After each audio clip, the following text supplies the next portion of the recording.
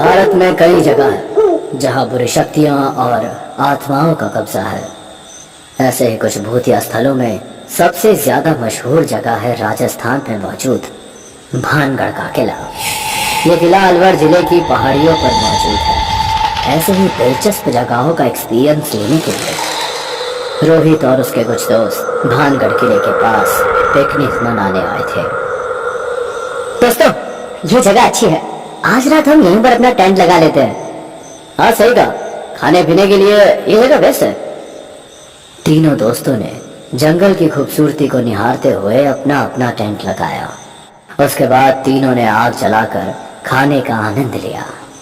खाना खाते खाते तीनों दोस्तों में से विजय की नजर भानगढ़ फोर्ट की तरफ पड़ी, जो कि टेंट से कुछ ही दूरी पर था। यही वो शातिर किला है ना, जिसका दुनिया भर में चर्चा है? हाँ, यही वो किला है। लोगों का मानना है कि इस फोर्ट से चीखने चिल्लाने की आवाजें सुनाई देती है। पर ऐसा क्या है उस किले में? कहा जाता है कि किले की राजकुमारी रत्नावती इस किले का सर्वनाश का कारण थी। एक तांत्रिक राजकुमारी रत्नावती के प्यार में पड़ गया था। तांत्रिक ने साजिश रचकर राजकुमारी को हासिल करना चाहा, लेकिन साजिश का खुलासा होने पर उसे मौत के घाट उतार दिया गया। दम तोड़ते वक्त उस तांत्रिक ने श्राप दिया कि इस राज्य में कोई भी जिंदा नहीं बचेगा, और श्राप की वजह से ये किला खंडहर में तब्दील हो गया। आज भी किले में रहने वाले लोगों की आत्माएं वहां भटकती है। पर ये तो बहुत पुरानी बात है, इस बात में कितनी सच्चाई है ये तो वहां जाने के बाद ही पता चलेगा। तुम दोनों को जाना है तो जाओ, मैं तो कहीं नहीं जाने वाला। लो, इन भाई साहब की तो पहले से ही पैंट गीली हो गई। दोनों दोस्तों ने रोहित का खूब मजाक बनाया, इसलिए रोहित गुस्से में अपने टेंट में जाकर लेट गया। उसके बाद विजय आकाश को फोर्ट में चलने के लिए कहता है। आकाश, क्यों ना एक बार जाकर देख लिया जाए, सच में वो आवाज सुनाई देती भी है या फिर ये सब अफवाह है? देख भाई, मुझे वहाँ तेरे साथ जाने में कोई प्रॉब्लम नहीं है, लेकिन अगर सच में वहाँ पर तेरे ऊपर कोई चीज हावी हो गई तो तू क्या करेगा? चल यार, कुछ नहीं होगा। रोहित को अकेला छोड़कर दोनों दोस्त किले की तरफ निकल गए। लगभग 20 मिनट चलने के बाद आखिरकार वो लोग भानगढ़ के किले तक पहुंच गए।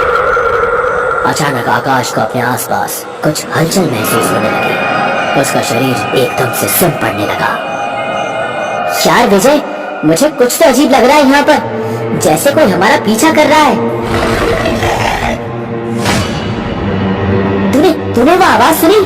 विजय, मैं तुझसे ही बात कर रहा हूँ, तू सुन भी नहीं रहा है। कौन विजय? तुम कहीं उस विजय की बात तो नहीं कर रहे जिसको मैं नदी के पास ठिकाने लगा कर आया हूँ?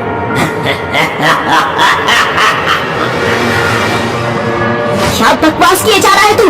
ये कोई मजाक करने का वक्त है?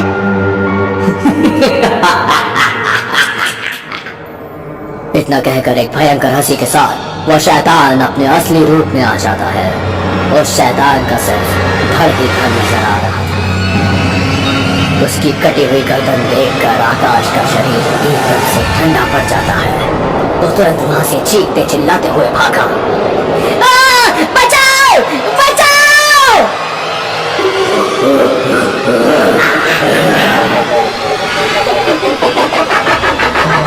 भागते भागते आकाश का पैर एक गड्ढे में फंसा, जिसके कारण वो जोर से मुंह के बल गिरा। चोट लगने की वजह से आकाश की नाक और घुटने से खून बहने लगा। दर्द इतना था कि अब वो ठीक से चल भी नहीं पा रहा था। फिर भी आकाश ने जैसे तैसे खुद को उठाया और फिर से भागने की कोशिश की, पर तब तक बहुत देर हो चुकी थी। उन आत्माओं ने आकाश के ऊपर हमला बोल दिया, जिसके बाद वे सारी आत्माएं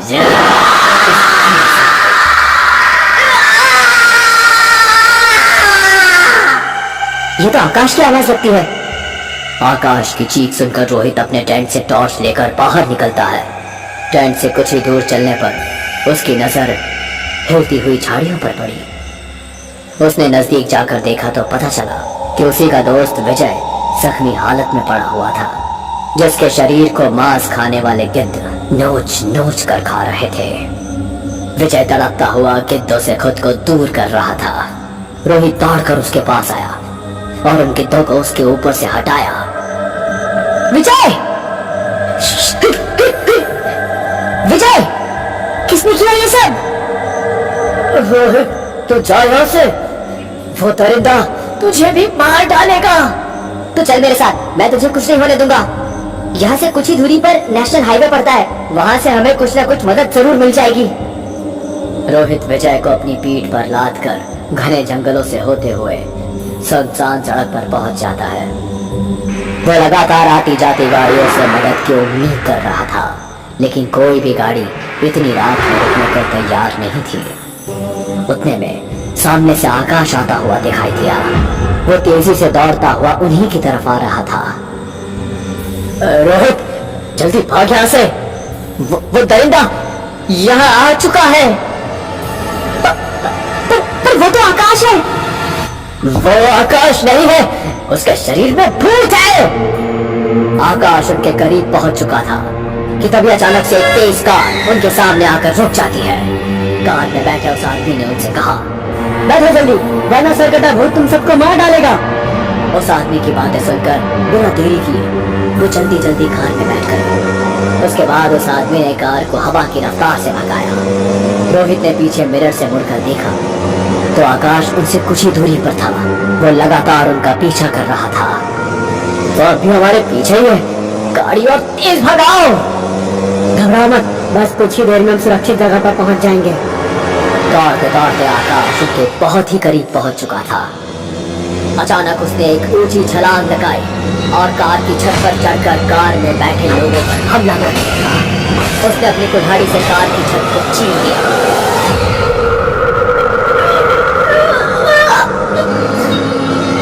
तभी उस आदमी ने तेजी से चलती हुई कार का अचानक जोर से ब्रेक लगा दिया, जिससे ऊपर बैठा हुआ आकाश हवा में उड़ते हुए सीधा दीवार से जाकर टकरा गया। कार के रुकते ही तुरंत ही सब लोग मंदिर की ओर भागने लगे।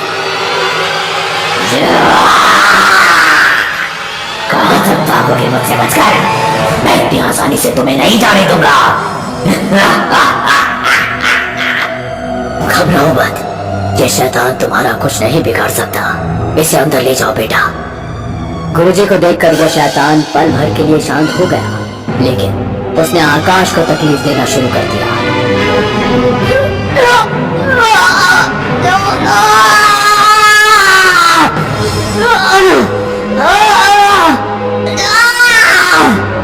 रोहित मुझे बचा ले भाई, ये मुझे मार डालेगा। तूने देखा ना उसने विजय का क्या हाल किया। ये मुझे भी मार देगा, प्लीज बचा ले मुझे। ठहरो, कोई उसके नजदीक नहीं जाएगा, ये एक जाल है।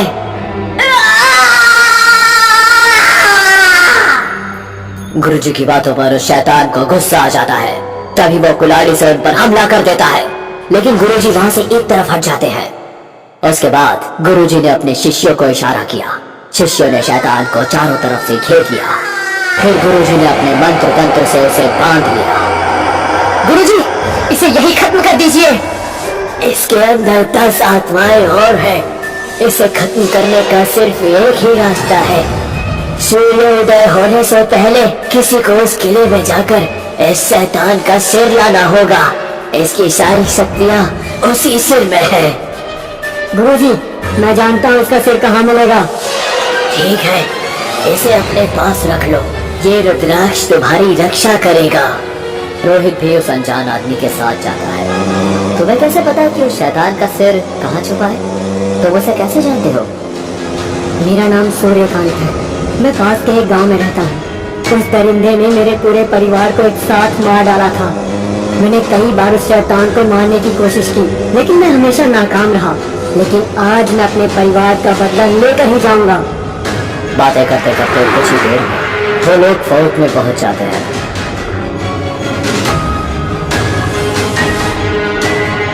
उसके बाद उन्होंने एक जगह पर खोदना शुरू किया। कुछ देर खोदने के बाद उन्हें वो सिर मिल गया।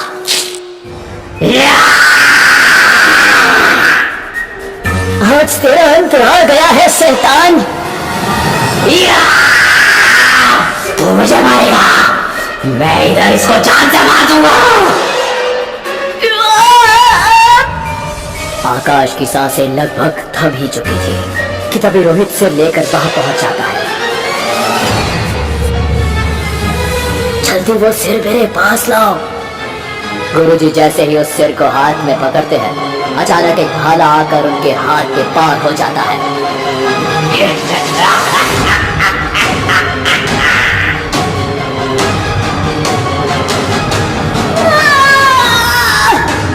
और खोपड़ी हवा में उड़ते हुए सिर कटे भूत के पास जाने लगती है।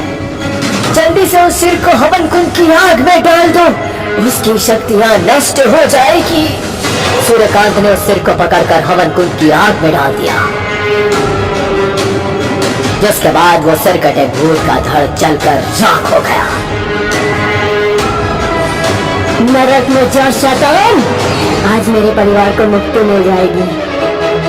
इस घटना के बाद तीनों दोस्त सही सलामत अपने अपने घर पहुंच जाते हैं।